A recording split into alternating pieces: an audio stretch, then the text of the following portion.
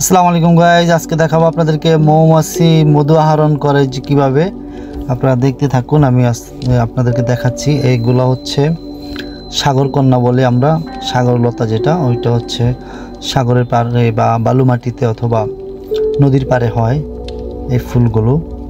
So এগুলো হচ্ছে আমি আজকে একটা আবাসিক হাউজিংয়ে যাওয়ার পরে দেখলাম যে এই ফুলগুলো দেখে আমি দাঁড়ালাম। পরে দেখলাম যে অনেকগুলো ফুলের ছবি তুলতে গিয়ে দেখলাম যে মৌমাছি কিভাবে মধু আহরণ করতেছে। সো গাইস দেখতে থাকুন, দেখেন মৌমাছিগুলা কিভাবে মধু আহরণ করে। একবারে ফুলের ভিতরে ঢুকে এক ফুল থেকে মধু নিয়ে আরেক ফুলে যাচ্ছে, মানে সে কন্টিনিউ নিয়ে যাচ্ছে।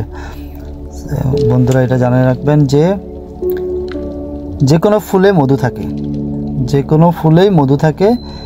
মৌমাছি কিন্তু ফুল থেকেই মধু সংগ্রহ করে।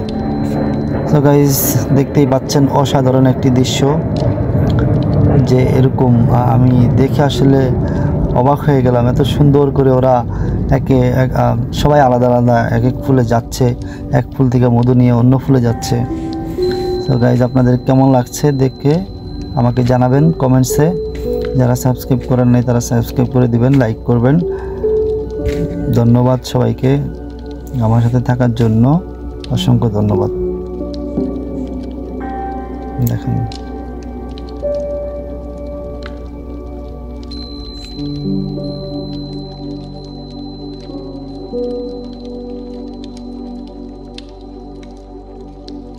Thank you.